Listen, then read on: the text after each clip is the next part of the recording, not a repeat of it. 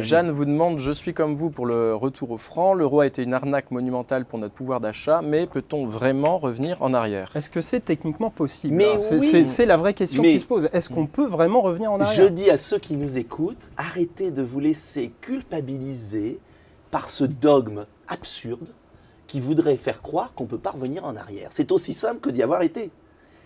Il y a plein d'exemples dans l'histoire monétaire de monnaies qui se sont terminées et qui ont été remplacées. Quand le général de Gaulle est revenu en 1958, il a fait le nouveau franc.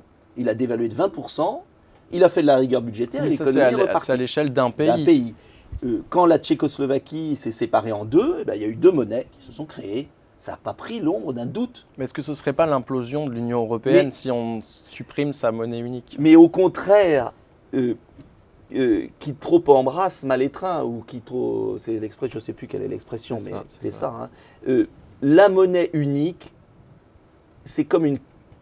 Est-ce que dans un couple, alors on va prendre un exemple que je n'avais jamais pris, mais je ne sais pas si c'est pertinent. Mais allez, lancez-vous. Je me lance.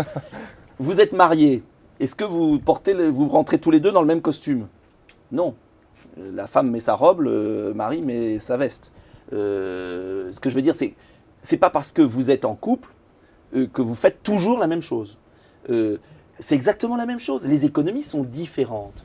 Pourquoi avoir la même monnaie pour une économie comme l'Allemagne, industrielle, spécialisée dans des secteurs, qui a eu une inflation de 0 en 10 ans, et l'Espagne, qui a eu une inflation de 20% en 10 ans, et qui n'a pas la même population? Pourquoi la Justement, France? c'est bien la preuve qu'il y a certains pays, comme l'Allemagne, qui peuvent s'en sortir avec une inflation maîtrisée malgré l'euro. Mais parce que l'Allemagne est l'Allemagne. Mais en Grèce, il y a eu 40% d'inflation. Donc un produit grec, aujourd'hui en euros, il est invendable n'importe où.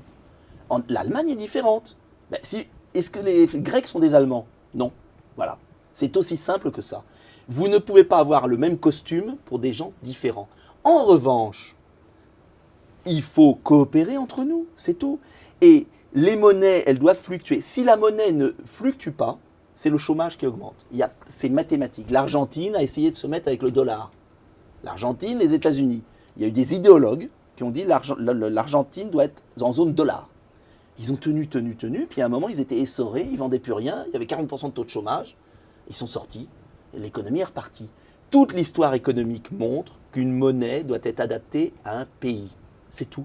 Ou alors, il faut que l'Allemagne sorte de l'euro, reprenne le mark, réévalue, on pourra garder l'euro avec nos partenaires, parce qu'on a à peu près des économies qui évoluent pareil.